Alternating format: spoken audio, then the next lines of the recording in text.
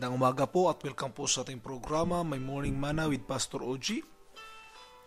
Buksan po natin ang ating mga Biblia sa aklat po ng Mark, chapter 7, verses 9 hanggang 23. Mark 7, 9 hanggang 23. Ito po ang sinabi sa salita ng ating Panginoon sa ating pong salin. Sinabi pa ni Jesus, kay husay ng paraan ninyo sa pagpapawalang bisa sa utos ng Diyos. Masunod lamang ninyo ang mga turong minana ninyo. Tulad dito, iniutos ni Moses, igalang mo ang iyong ama't ina, at ang magsalita ng masama sa kanyang ama o ina ay dapat mamatay. Ngunit itinuro ninyo, kapag sinabi ng isang tao sa kanyang ama o ina, ang anumang maitutulong ko sa inyo ay kurban, alalaong bagay inihahain ko ito sa Diyos. Hindi na ninyo siya pinahihintulutang tumulong sa kanyang ama o ina. Sa ganitong para ay niwawalang kabuluhan ninyo ang salita ng Diyos sa pamagitan ng mga turong minana ninyo, at marami pang bagay na tulad nito ang ginawa ninyo. Muling pinalapit ni Jesus ang mga tao at sinabi sa kanila, makinig kayong lahat at unawain ang aking sasabihin. Hindi ang pumapasok sa bibig ng tao ang nakapagpaparumi sa kanya sa mata ng Diyos, kundi ang nagmumula sa kanya. Ang may pandinig ay makinig. Iniwan ni Jesus ang mga tao at nang makapasok na sa bahay, siya'y tinanong ng kanyang mga alagad tungkol sa talinghaga. Kayo man ba'y wala ring pangunawa? Tugon ni Jesus. Hindi ba ninyo alam na hindi nakapagpaparumi sa tao ang kinakain niya? Sapagkat hindi naman pumapasok iyon sa kanyang puso, kundi sa tiyan, at pagkatapos ay idudumi. Sa pagsasabi nito'y para nang ipinahayag ni Jesus na maaaring kanin ang lahat ng pagkain. Nagpatuloy siya sa pagsasalita. Ang lumalabas mula sa tao ang nagpaparumi sa kanya sa mata ng Diyos, sapagkat sa loob, sa puso ng tao, nagmumula ang masasamang isipang nag-uudyok sa kanya na makiapid, magnakaw, pumatay, mangalunya, mag-imbot, at gumawa ng lahat ng kabuktutan tulad ng pagdaraya, kahalayan, pagkainggit, paninirang puri, kapalaluan, kahangalan. Ang lahat ng ito'y nanggagaling sa puso ng tao at siyang nagpaparumi sa kanya. Atin pong nabasa ang salita ng ating Panginoon sa umagang ito patungkol po sa sinasabi ni Jesus na ang nagpaparumi ay ang nasa sa loob. My topic this morning is inside out.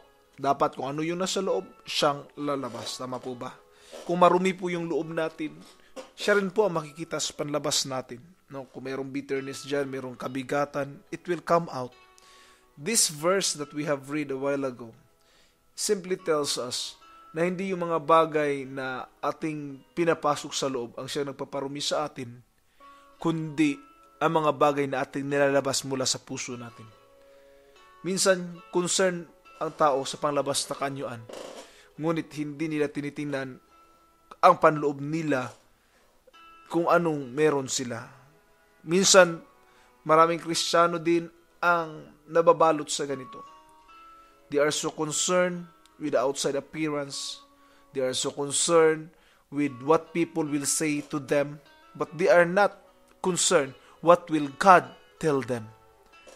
Minsan, takot tayo at we want to please people. We don't have to please people all the time. All we have to please is the Lord. If pleasing the Lord will not please the people, then we'll go to pleasing God instead of pleasing the people. Tama po ba? Minsan ang concern natin is ang tao.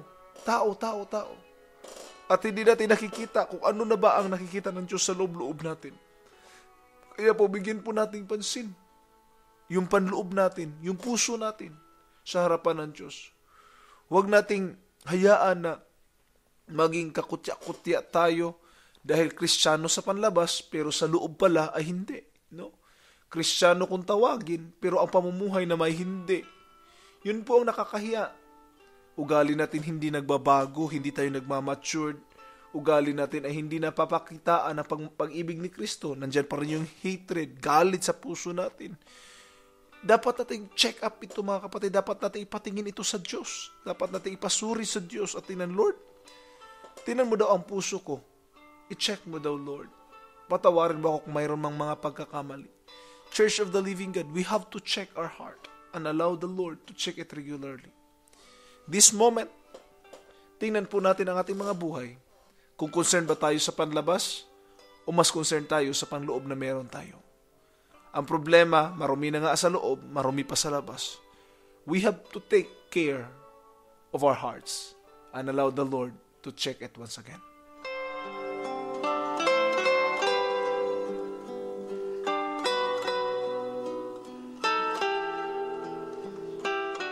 Minsan pa muling nagbabalik ang inyong lingkod para po pag-usapan ang ilang biblical truth po na isinulat ko po dito.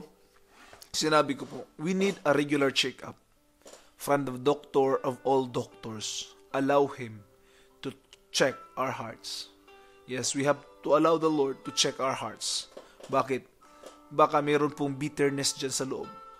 Baka meron tayong mga critical attitude, no? O baka meron tayong pag-iisip na nagmamataas sa sarili.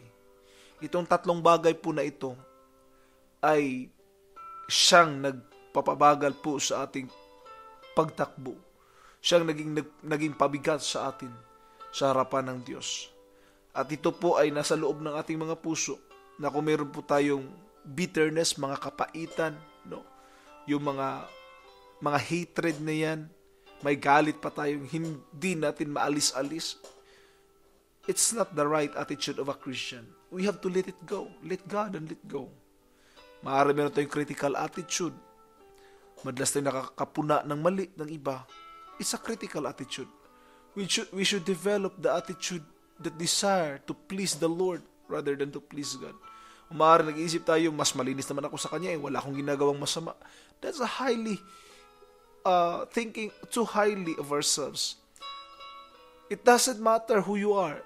Whether you are a leader in the church, you are a pastor, or whatever you are, it doesn't matter before the Lord. What matters most is our attitude.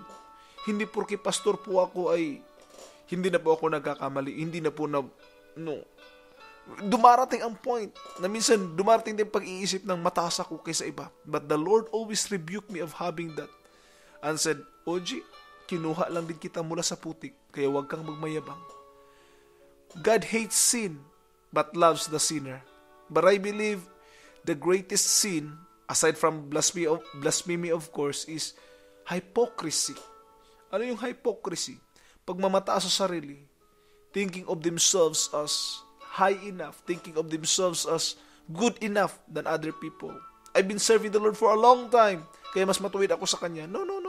It's not that way, mga kapatid. Hindi yan ang sukatan ng tunay na kabanalan. Sa puso po yan nagmumula. God's word will not become effective if we will mix our tradition with His word. Let the word of God as the sole authority of dealing with sin and unrighteousness. Let's check our heart and let the word of God check our hearts. At suriin tayo, mga kapatid. Inside out. Kung malinis man tayo sa panlabas, gawin nating malinis ang ating panloob. And I believe we are all striving for perfection. We are in the pursuit of perfection. And I believe every one of us can attain this one because we are still growing. Ang failure ay ganito. Kung hindi tayo mag-umpisa ngayon, and we will not desire this pursuit or we will not go on to this journey towards perfection, it will lead us, mga kapatid, towards destruction. Hindi pa naman huli ang panahon eh. Pwede pa naman tayo mag-umpisa. Ibig ko pong sabihin is, hindi po tayo mag-aantay ng bukas bago tayo mag-umpisa, no? Hindi naman kinabukasan, perfect agad tayo. Because perfection doesn't happen overnight. Let's start from today, one step at a time. Ngayon siguro, mag-umpisa tayo kasi, usapan natin, yung bitterness, yung attitude, yung pag-iisip ng pagmamataas sa sarili. Now, let's start from simple steps. What is it? Start from regular prayer. Okay? Second, bukas naman siguro, makumpisa ka na naman siguro ng another step is smile to the people. Even though na mahirap mag-smile. Di ba? The other day, do another steps. Clear your hearts, no? Check to the Lord. Every day, you have to do something to the betterment of yourself or to the betterment of ourselves. Church of the Living God, once again, I want to challenge you. Hindi pa po huli ang lahat to start to clean our life inside out. From within, it should be revealed outside. God bless po.